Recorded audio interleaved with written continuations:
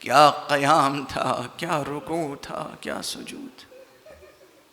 किस में ताकत है जो ऐसी नमाजें पढ़ सके? किस में ताकत है कि जो ये तसव्वुर कर सके कि जब महशर में फातिमा आ जाएंगी,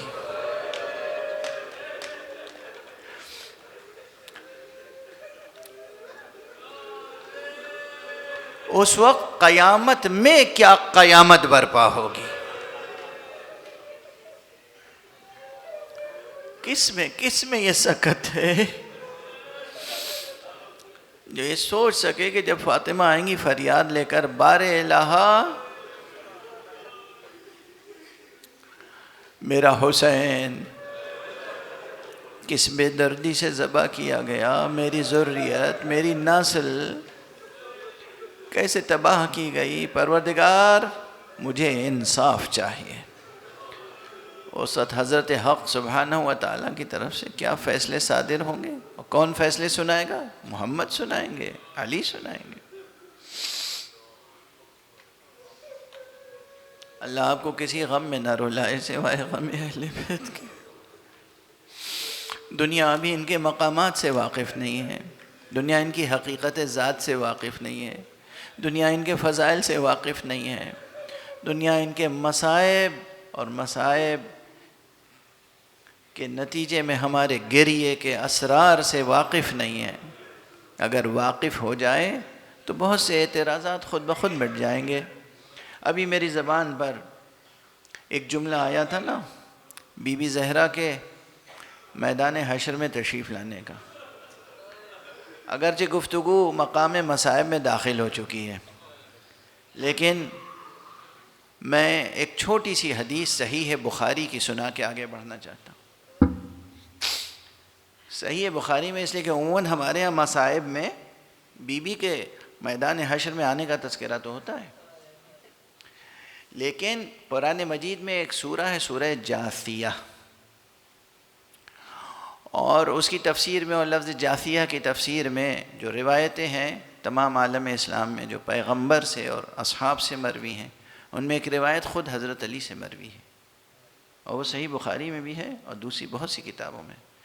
फरमाते हैं, अना अव्वलु मन यजतु बैन यदय रहमान, मैं वो पहला शख्स हूँगा, पहला शख्स जो अपना हक़ तलब करने के लिए परवरदिगार के सामने रोज़े क़यामत खड़ा होगा। ये कहीं और नहीं, सही बुखारी में है। आना अव्वलु मन यजतु बैन यदय रहमान, अल्लाह के सामने मैं पहला शख्स हूँगा जो अपना हक़ लेने के लिए फरियाद लेके, अपनी फरियाद लेके खड़ा हूँगा। क्या मानी है इसके? उधर अली अपनी फरियाद लेके खड़े होंगे, उधर ज़हरा अपनी फरियाद लेके।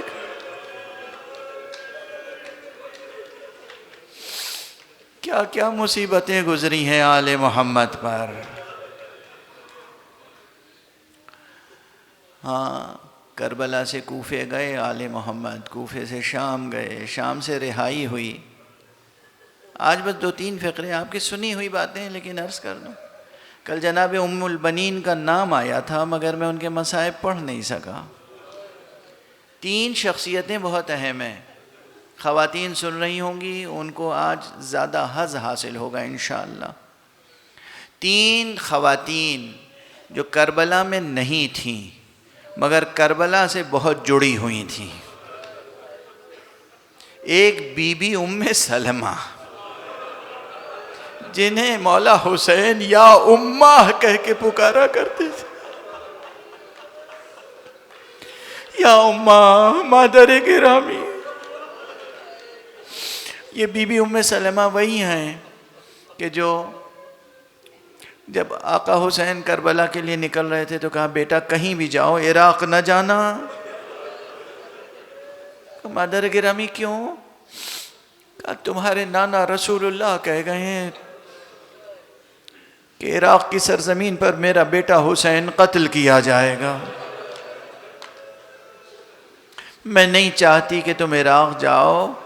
इमाम ने फरमाया, मादर गिरामी क्या आप समझती हैं मुझे ये बात मालूम नहीं है?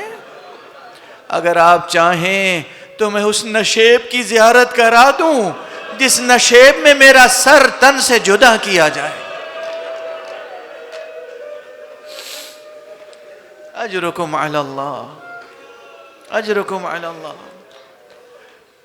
आका ने इशारा फरमाया, आका ने इसमें आज़म की तिलावत फरमाई, सारी ज़मीनें मुनखफिज हो गईं, सरज़मीन करबला उभरी, सारी ज़मीनें पस्त हो गईं, सरज़मीन करबला अपने मानवी फराज पर आई और इमाम ने एक मुट्ठी खाक अपने मक्तल से उठाई। पादर गिरामी, ये उसी मिट्टी के साथ रख लीजिए जो नाना ने दी थी। जिब्राइल ने ला के ये मिट्टी नाना को दी थी, ये भी उसके साथ रख लीजिए। जब ये मिट्टी खून हो जाए तो समझ लीजिएगा आपका बेटा कत्ल हो गया। जनाब उम्मे सलमा की ये कैफियत थी, जब से आका हुसैन निकले थे गाहे बगाहे जाके उस शीशी को देखती थी। और एक दिन जो बीबी ने वो शीशी देखी है तो क्या तड़प तड़प के गिरिया किया है। वो भी शीशी यूं नहीं देखी, बीबी की आंख लग गई, बीबी की आंख लग गई। ख्वाब में देखा रसूलुल्लाह आए हैं, सर बरहना है, सर मुबारक पे खाक है, मुहासिन पे खाक है, चेहरा आंसुओं से तर है। बीबी ने पूछा, या रसूल अल्लाह, मैं किस कैफियत में देख रही हूँ? कहा, उम्मे सलमा, मेरा बेटा हुसैन कत्ल हो गया।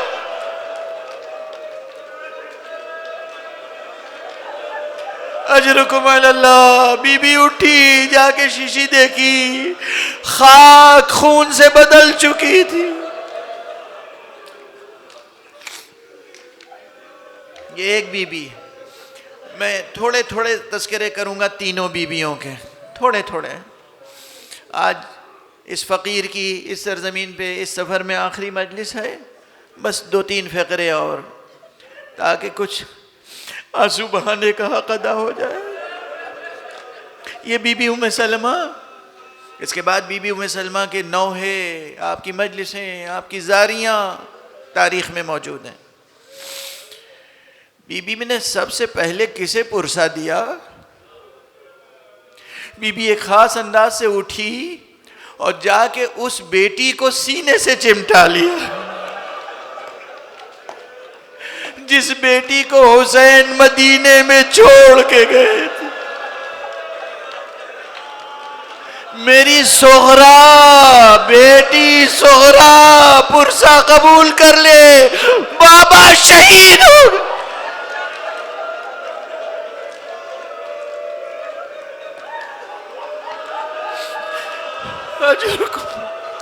अजरुकुम अलल्लाह। ये दूसरी खातून है, सुगरा, जो हमेशा निगरान रहती थी, हमेशा परेशान रहती थी, हमेशा फिक्रमंद रहती थी बाबा के लिए, भैया अली अकबर के लिए, नन्हे बच्चे अली असगर के लिए, अपनी बहन सकीना के लिए। बस अब तीसरी बीबी का तज़किरा कर दूं, ताकत मेरी भी ख़त्म हो रही है। तीसरी बीबी उम्मुल बनीन है। उम्मुल बनीन करबला नहीं गई, मगर उम्मुल बनीन इंतज़ार में रहती थी कब हुसैन का काफिला वापस आएगा। जिस दिन मुनादी ने निदा की कि मदीने वालों, अब ये शहर तुम्हारे रहने के काबिल नहीं रहा, हुसैन कत्ल कर दिए गए, हुसैन का बदन पामाले सुमे अस्फा हो गया, हुसैन का सरनों के नेज़ा पे दयार बदयार फिराया गया। बीबी घर से निकली, अबा का दामन खींचते हुए, अरे तू क्या कह रहा है? अजरुकुम अलल्लाह। उसने देखा बनी हाशिम के घरानों से बीबियां निकल रही हैं, सब निकल रहे हैं, मगर एक बीबी का हाल गैर है। करीब आई, उसने देखा, क्या कहा तुमने? क्या कहा? इसने पूछा, ये बीबी कौन है? कहा, ये अब्बास की मादर है।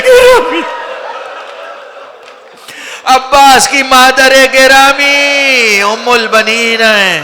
संभल गया।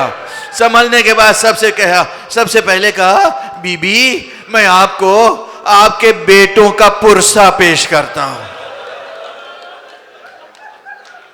बीबी ने सुना, कब मैं तुमसे पूछती हूं मेरा हुसैन कैसा है।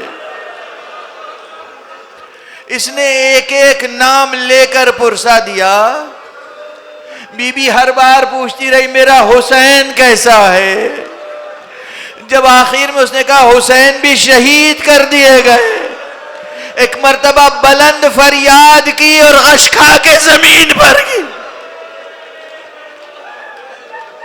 उसके बाद बीबी का तरीका यह था, यही बकी में तशरीफ ले जाती थी, 4 कब्रों के निशान बनाती थी, हर कब्र पे अपने एक एक बेटे का नाम लिखती थी, फिर मिटा देती थी।